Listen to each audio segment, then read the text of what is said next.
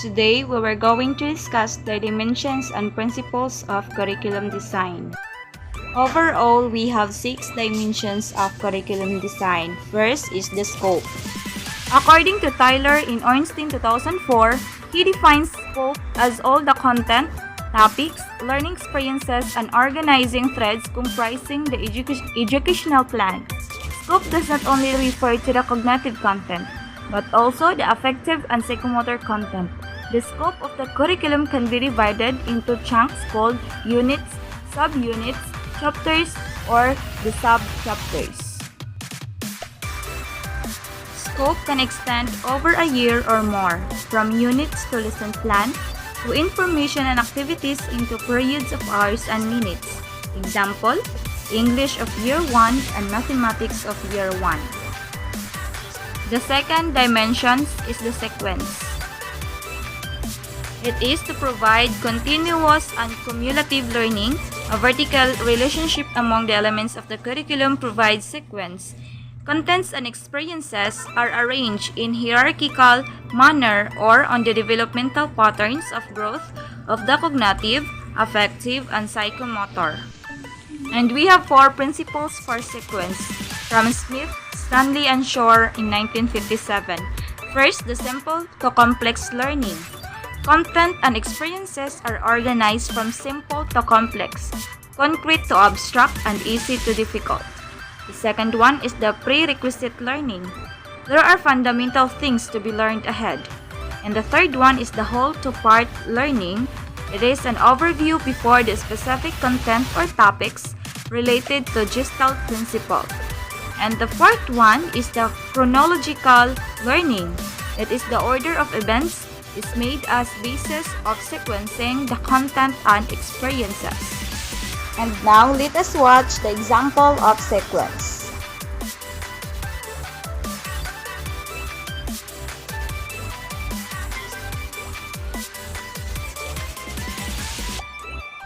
The third dimension is the continuity. Continuity is the repetition of important concepts within the curriculum vertical or over time. Some simple way to look at continuity is the idea of repeat and expand. A teacher shares an idea one way. For example, if developing critical thinking is important in a curriculum, then this concept will appear throughout the curriculum at a gradual higher and higher level of complexity. This ensures that the students develop mastery of the important concept or idea. And these are the other example of continuity.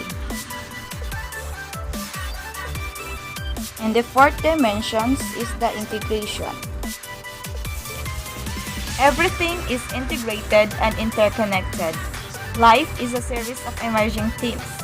This is the essence of integration in the curriculum design. Organization is drawn from the world themes, from real-life concerns. Subject matter content or discipline content lines are erased and isolation is eliminated. And let us watch and know some examples of integration.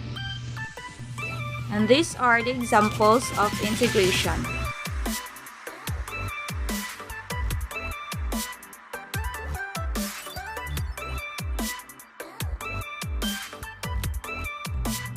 The fifth dimension is the articulation.